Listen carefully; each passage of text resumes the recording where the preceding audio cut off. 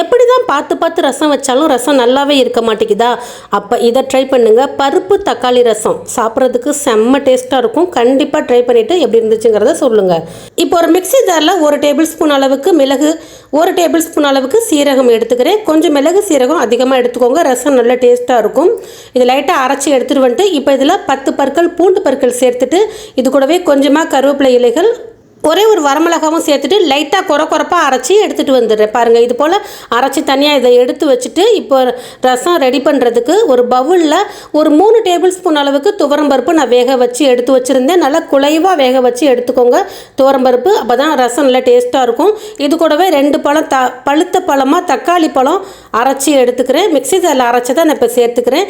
இப்போ இதில் நெல்லிக்காய் சைஸு, பெரிய நெல்லிக்காய் சைஸ் அளவுக்கு புளிக்கரைசல் அதையும் சேர்த்துட்டு இப்போ இதில் தண்ணி சேர்த்துக்கிறேன். ரசத்துக்கு தேவையான அளவு ஒரு 4 டம்ளர் அளவுக்கு நான் தண்ணி சேர்த்துருக்கிறேன். இது பார்த்திங்கன்னா ஒரு 4லேருந்து 5 பேர் இந்த ரசம் சாப்பிட்லாம், அந்த அளவு தான் நான் செய்கிறேன். இப்போ இதில் ஒரு பெரிய பழம் தக்காளி பழம் கட் பண்ணதை சேர்த்துக்கிறேன். நல்லா பழுத்த பழமாக சேர்த்துக்கோங்க. கொஞ்சமாக கொத்தமல்லி இலைகள் ஃப்ரெஷ்ஷானதாக நல்லா நறுக்கி வச்சதை சேர்த்துட்டு இது கூட கொஞ்சமாக கருவேப்பிலை இலைகளும் சேர்த்துக்கிறேன். இப்போ ஒரே ஒரு பச்சை மிளகாய் இது போல் 2ஆக கட் பண்ணி சேர்த்துட்டு இப்போ இந்த ரசத்துக்கு தேவையான அளவு உப்பு சேர்த்துக்கலாம். உப்பு சேர்த்துட்டு நல்லா மிக்ஸ் பண்ணிக்கலாம். தயவு செய்து இந்த ரசம் வீடியோ கடைசி வரையும் பாருங்கள். அப்போ தான் நான் கடைசி வரையும் ஒவ்வொரு பொருள் என்னென்ன சேர்க்குறங்கிறது உங்களுக்கு தெரியும். அப்போ தான் நீங்களும் நல்லா டேஸ்ட்டான ரசம் செய்ய முடியும். அதை மிக்ஸ் பண்ணிவிட்டு தனியாக எடுத்து வச்சுட்டு இப்போ ஒரு பேனில் 2 டேபிள் ஸ்பூன் எண்ணெய் சேர்த்துக்கிறேன். இதில் கொஞ்சம் கடுகு உளுந்தம்பருப்பு சேர்த்துட்டு இது ரெண்டும் நல்லா பொரிஞ்ச உடனே ஒரே ஒரு பிஞ்ச் அளவுக்கு வெந்தயம் சேர்த்துக்கிறேன்.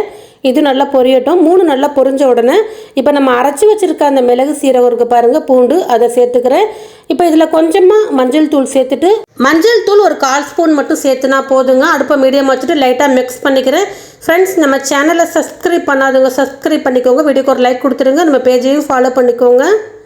இப்போ நல்லா மிக்ஸ் பண்ணிவிட்டு இப்போ நம்ம ரெடி பண்ணி வச்சுருக்க அந்த ரச கலவையை எடுத்து சேர்த்துக்கலாம். ஃபுல்லாக முழுவதும் சேர்த்துட்டு இப்போ உப்பு புளிப்பு இதெல்லாமே கரெக்டாக இருக்கான்னு செக் பண்ணிக்கோங்க. பத்தலைன்னா எது வேணாலும் நம்ம சேர்த்துக்கலாம். அந்த டைமில் எனக்கு எல்லாமே சரியாக இருந்துச்சு. இப்போ இதில் பார்த்திங்கன்னா கொஞ்சமாக ஒரு 1/4 ஸ்பூன் அளவுக்கு மட்டும் மல்லித்தூள் சேர்த்துக்கிறேன். மல்லித்தூள் தனி மல்லித்தூள் தான் நான் சேர்க்குறேன். ரசத்துக்கு கொஞ்சம் மல்லித்தூள் சேர்த்துனா டேஸ்ட்டு ரொம்ப சூப்பராகவே இருக்குங்க. அதனால் நான் சேர்த்துருக்கிறேன். நீங்கள் விருப்பப்பட்டால் சேர்த்துக்கலாம். இப்போ லாஸ்ட்டாக பார்த்தீங்கன்னா கொஞ்சமாக பெருங்காயத்தூள் சேர்த்துக்கிறேங்க. சேர்த்துட்டு இன்னும் ஒரு பொருள் கூட சேர்ப்பேன். 1/4 ஸ்பூன் அளவுக்கு பெருங்காயத்தூள் சேர்த்துட்டு இப்போ பார்த்தீங்கன்னா சுற்றிலும் இது போல் நுரக்கட்டி வரணும். நுரக்கட்டி வரும்போது லாஸ்ட்டாக ஒரு துண்டு வெல்லம் சேர்த்துக்கோங்க. வெல்லம் சேர்க்கறதுனால ரசம் ரொம்பவே டேஸ்ட்டு சூப்பராக இருக்குங்க. சுற்றிலும் நுரக்கட்டி லைட்டாக அப்படி கொதி வரும்போது நம்ம ஸ்டவ்வை ஆஃப் பண்ணிடணும். ரொம்ப கொதிக்க விட்டுறாதீங்க, ரசம் நல்லா இருக்காது. கொதிக்க விட்டிங்கன்னா அப்படி கொதி வரும்போது ஸ்டவ் ஆஃப் பண்ணிவிட்டு எடுத்துக்கலாம். அவ்வளோதாங்க, ரொம்பவே சூப்பரான ரசம் ரெடி ஆயிடுச்சு. தக்காளி பருப்பு ரசம் இதே போல் செய்து பாருங்கள். கல்யாண வீட்டு ரசம் போல் ரொம்ப சூப்பராக இருக்கும். கமகமன் வாசமாக சாப்பிட்றதுக்கு எப்படி இருக்குது பாருங்கள் ரசம் பார்க்குறதுக்கே. கண்டிப்பாக இதே போல் நீங்கள் செய்து பார்த்துட்டு எப்படி இருந்துச்சுங்கிறத மறக்காமல் கமெண்ட்ஸில் சொல்லுங்கள். வீடியோ பிடித்திருந்தால் லைக் பண்ணுங்கள், ஷேர் பண்ணுங்கள். நம்ம யூடியூப் சேனலையும் சப்ஸ்கிரைப் பண்ணிக்கோங்க, நம்ம ஃபேஸ்புக் பேஜையும் ஃபாலோ பண்ணிக்கோங்க. ஓகே ஃப்ரெண்ட்ஸ், இவ்வளோ வீடியோ பார்த்ததுக்கு ரொம்ப ரொம்ப நன்றி.